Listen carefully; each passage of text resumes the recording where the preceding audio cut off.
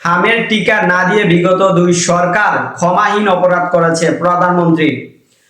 সারা দেশে শিশুদের হামের টিকা না দেওয়ার ফলে বিগত 2 সরকারের জীবন বিনাশী ব্যর্থতা সীমাহীন অপরাধ বলে মন্তব্য করেছেন প্রধানমন্ত্রী তারেক রহমান।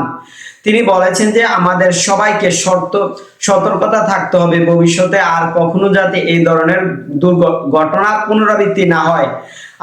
আজ শনিবার রাজধানীর উসমান হাদি স্মৃতি মিলনায়তনে আয়োজিত স্বাস্থ্য ও পরিবার কল্যাণ কর্মকর্তা সম্মেলনে যোগ দিয়ে তিনি এসব কথা বলেন। প্রধানমন্ত্রী বলেন যে বর্তমান সরকার সারা দেশের জরুরি ভিত্তিতে হামের টিকা দিয়ে তড়িৎ ব্যবস্থা নেওয়ায় আল্লাহর রহমতে পরিস্থিতি অবনতি রোধে সম্ভব হয়েছে। এজন্য আমি সকল চিকিৎসক ও স্বাস্থ্যকর্মী সবাইকে ধন্যবাদ জানাই।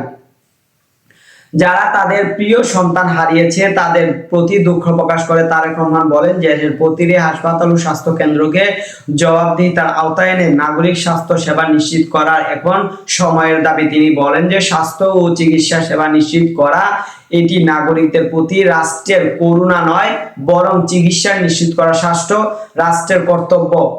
সুচিকিৎসা পাওয়া নাগরিকদের মৌলিক অধিকার। তিনি আরো বলেন যে এই সম্মেলনে শুধুই আনুষ্ঠানিক আয়োজন নয়, এটি স্বাস্থ্য খাতে উন্নয়নের একটি গুরুত্বপূর্ণ প্ল্যাটফর্ম। উপজেলা স্বাস্থ্য ও পরিবার পরিকল্পনা কর্মকর্তা জানিয়েছে স্বাস্থ্য ব্যবস্থার মূল চাবিকাঠি ও শক্তি। তারেক রহমান বলেন যে স্বাস্থ্য সেবাকে মৌলিক অধিকার হিসেবে নিশ্চিত করার প্রচেষ্টা থাকবে।